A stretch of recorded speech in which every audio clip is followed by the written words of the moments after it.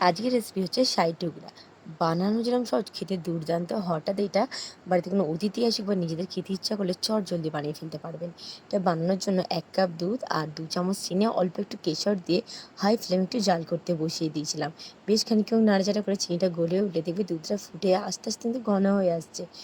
১০ থেকে ১৫ মিনিট মতন আমি লো ফ্লেমে জাল করেছিলাম। অনেকটা কিন্তু ঘন হয়ে এসছে। এটাকে এবার নামিয়ে রাখার পালা। মিনিমাম ওটা ১ কাপ দুধটা ওই হাফ কাপের থেকে একটু কম হয়ে গেছে।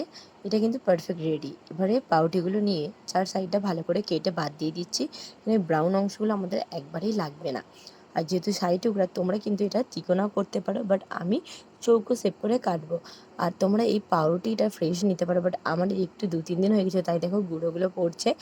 একদম স্কোয়ার করে কেটে নিলাম মিষ্টির শেপে। এটাকে এবার কিন্তু ভেজে নেওয়ার পালা। আর ক্ষীরটা ততক্ষণ একটা বাটিতে ঢেলে আমি ঠান্ডা করে নিচ্ছি। আর পাউরুটিগুলো তোমরা সাদা তেল আর ঘি মিশিয়ে ভেজো। কেউ চাইলে শুধু ঘিতেও ভাজতে পারো। হালকা গরম হয়ে গেলে গ্যাসের ফ্লেমটাকে একবারে আস্তে করে দিয়ে ভাজতে হবে। একে একে তেলে কিন্তু পাউরুটির পিসগুলো দিয়ে দিচ্ছি। আর লো ফ্লেমে কিন্তু পাউরুটিগুলো ভাজার চেষ্টা করবেন, তাহলেই কিন্তু বাদামি কালার হবে। আর খুব বেশিক্ষণ না, জাস্ট ২ থেকে ৩ সেকেন্ড কিন্তু রাখলেই কিন্তু খুব সুন্দর একটা বাদামি কালার চলে আসছে। এবার এটাকে তুলে টিস্যু পেপার দিয়ে এক্সট্রা তেলটাকে কিন্তু মুছে দিতে হবে।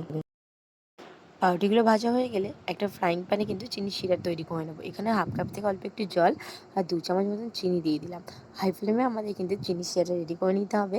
আর এখানে কিন্তু চিনির শিরাটা কোনো রকম তার হওয়ার দরকার নেই, কোনো চিটচিটে ভাব হওয়ারও দরকার নেই। চিনিটা ভালো করে গলে গেলেই কিন্তু আমাদের গ্যাসের ফ্লেমটাকে নিভিয়ে দিতে হবে। একবারে পাতলা একটা চিনির শিরা কিন্তু তৈরি হয়েছে। এবারে কিন্তু সব রেডি করে নিয়েছি। চিনির শিরাটা একটা গ্লাসে ঢেলে নিয়েছি। এখানে ক্ষীর, একটা প্লেট নিয়ে নিলাম। এবারে ভেজে রাখা পাউরুটিগুলো চিনির শিরাতে হালকা একটু ডুবিয়ে সঙ্গে সঙ্গে তুলে নিতে হবে। কোনো রকম কিন্তু রাখার দরকার নেই, জাস্ট ১ থেকে ২ সেকেন্ড রাখলেই হবে। এভাবে প্রত্যেকটা পাউরুটি কিন্তু আমি চিনির শিরাতে ডুবে প্লেটে সাজিয়ে নিচ্ছি। ব্যাস এইভাবে প্রত্যেকটা পাউরুটি কিন্তু চিনির শিরাতে ডোবানো হয়ে গেলে উপর দিয়ে একটু চিনির শিরা ভালো করে দিয়ে এবারে ক্ষীরটা দিয়ে দেওয়ার পালা। ব্যাস খেতে দুর্দান্ত লাগে। ওপরে তোমরা কাজু, কিশমিশ, আমন্ড যা খুশি দিয়ে গার্নিশিং করতে পারো। আমার কাছে চেরি ছিল, তাই আমি কিছুই দিইনি, জাস্ট চেরি দিয়ে ডেকোরেশন করেছিলাম। আর খেতে অসম্ভব সুন্দর হয়েছিল। তোমরা একবার বানিও, আর খেতে কেমন হয়েছে অবশ্যই কমেন্টে জানিও। ভালো লাগে লাইক, কমেন্ট, শেয়ার, সাবস্ক্রাইব করতে কিন্তু ভুলো না আমার চ্যানেলটাকে।